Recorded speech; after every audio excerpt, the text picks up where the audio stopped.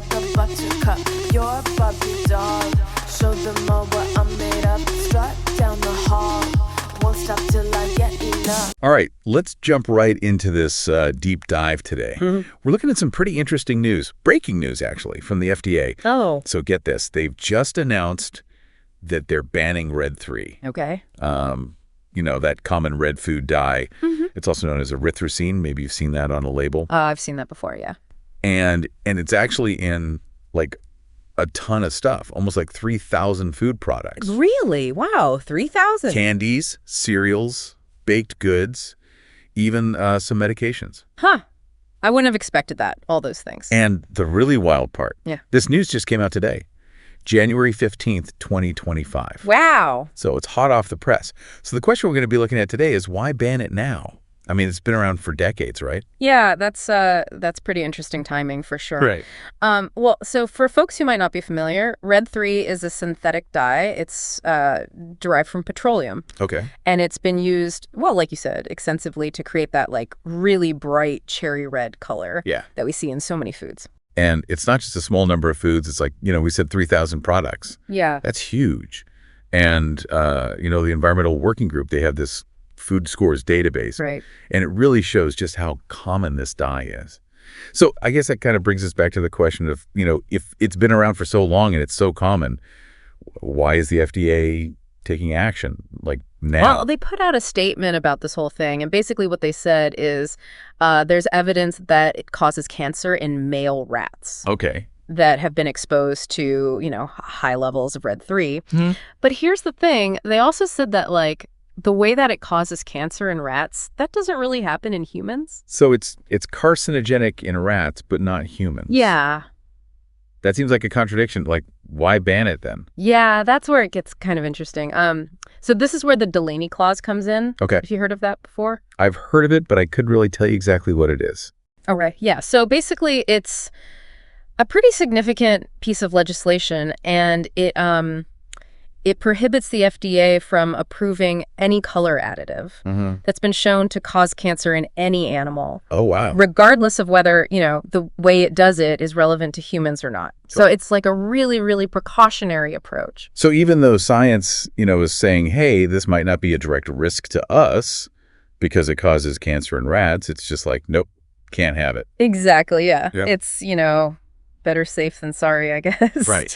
And, it's actually interesting. Red 3 was actually banned from cosmetics like almost 35 years ago. Oh, really? Yeah. And for the same reasons, cancer concern. Huh.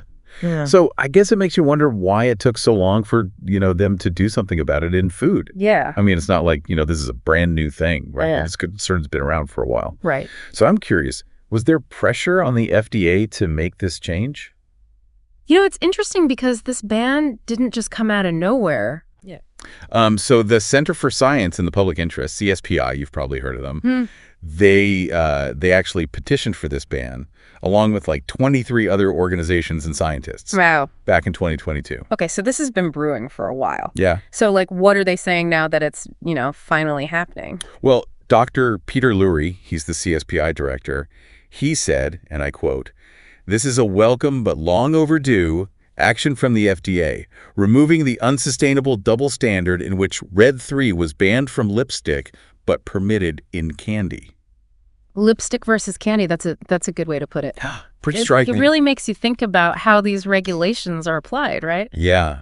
It's kind of crazy, right? Yeah. Like, we really think about what goes into, the food we eat and how it's regulated and all that. It really does makes you stop and think. Yeah. Yeah. And, it's not even just about the color, Right. This whole thing with Red 3, it brings up this bigger issue of like synthetic versus natural, food colorings. Yeah. That's true. Yeah.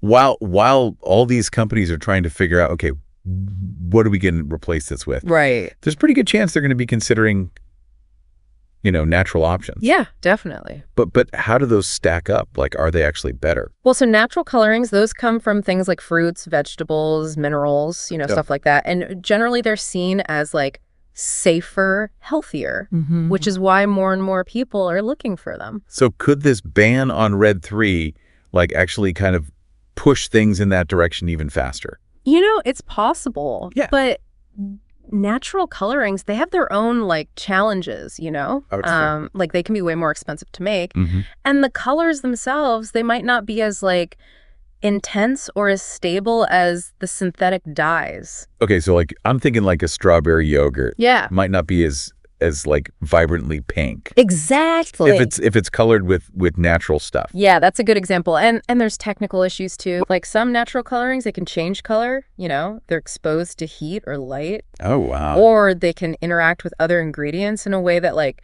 messes with the appearance or even like the taste. Huh. Sounds like these companies have a lot to figure out then. Yeah, they do. You got to balance what people want, you know, because a lot of people want natural ingredients these days. Right. But then they also got to figure out how to make that work, you know, on a large scale. Yeah. And keep their stuff looking good. Right. It's a lot. And don't forget the price, you know? Like all that could make things more expensive for consumers too. That's true. Yeah. It's like a whole web of things they got to think about. It really makes you realize that there's so much that goes into the food we eat, Yeah. even just the color of it. Absolutely. So let's talk about what people can do, you know? Mm-hmm. Like if someone's listening and they're thinking, uh-oh, I don't really want to be eating artificial colorings. Mm-hmm. What can they actually do? Well, I mean, first of all, read the labels. Like, get familiar with what the common synthetic dyes are called so you can make informed choices, right? Right. And then you can look for things that specifically say they use natural colorings. You know, So- a lot of products will advertise that.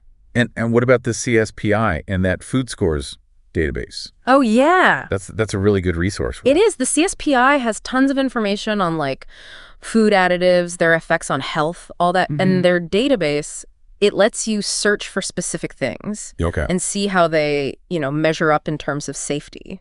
So if you're worried about, like, I don't know, that red candy or that red cereal, you can look it up and see what the experts say. Yeah. Like you said, knowledge is power, right? Right. Especially when it comes to, you know, what we're putting in our bodies. Yeah. And this ban on Red 3, it kind of shows us that, like, we as consumers, we actually have a say in this stuff. Yeah. You know, we can make a difference through, you know, what we choose to buy. That's a really good point. Yeah. And this ban, it's not going into effect right away, right? Right. It's not immediate. Okay. Companies have some time to adjust. So it'll probably be fully in place by like 2027, 2028. Okay, so we might still be seeing Red 3 in some stuff for a while. Yeah, It's a transition period. exactly. It's not like suddenly everything's going to change overnight. Right. You know, these companies need time to, you know, figure out their recipes, find alternatives and all that. So this whole thing really makes me wonder, what's next? Mm-hmm. Like, what does the future of food coloring look like? That's a good question. And it's one that, you know, a lot of researchers and food scientists are working on. Okay. There's a lot of, you know, really cool stuff happening in natural colorings right now. That's cool. You know, scientists are looking into new sources and new ways to extract those colors, you know, stuff like that. So we could see some really interesting things coming out, you know, in the next few years. Oh, yeah, definitely. That's exciting. There's also this growing interest in using like fermentation. Fermentation Yeah. to make natural colors. Yeah, pretty wild, right? That's really cool. It sounds like this whole world of food coloring is a lot more, I don't know, interesting than I thought it was. It definitely is. And this Red 3 ban, it could, you know, really push things forward even more. Yeah. Like we might see even more research and innovation in this area. Well, this has been really, really interesting. Yeah. I honestly had no idea. A lot to unpack, right? Yeah. And it's crazy how, you know, one little food dye can kind of like open up this whole conversation about science and regulation and, you know, what we choose to buy. It all connects. It does. It really does. It really shows you how connected like our whole food system is and how, you know, even something small can have these like ripple effects. Yeah, that's true. So before we go, I think it would be good to, you know, just quickly recap, like what are the key takeaways here? Yeah, definitely. So we started with this breaking news. The FDA's banning Red 3. It's a synthetic dye. It's in tons of stuff. Right. And it's being banned because of the Delaney Clause. Right. Which, you know, that's the thing that says you can't have any additive that causes cancer in any animal. Yeah. Right. And then we talked about, you know, what this all means. Like for the companies that use Red 3, you know, how are they going to find replacements? Yeah. What's it going to do to like what food looks like? Is it going to cost more? Right. All those big questions. And we talked about, you know, people are getting more and more interested in natural food colorings. Yeah. And there's a lot of, research happening there, new innovations? Absolutely. And, this ban, it might actually, speed things up even more. Oh, yeah. Who knows? Maybe we'll see even more natural colors Yeah. in our food in the future. Exactly. And I think for anyone listening, the big takeaway here is, be an informed consumer. Yeah. Read labels, do your research, and there are great resources out there. Yeah. Like we said, the CSPI website. Yeah, they're a great resource. And their food scores database. Right. Those can really help you make, good choices.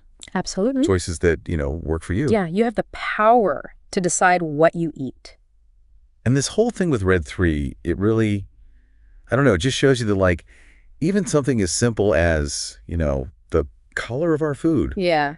It can be complicated. It really can be. It can have, bigger implications. It's a whole system. Yeah. And everything's connected. And it's a reminder that, sometimes you got to dig a little deeper to really understand, what's going on. Absolutely.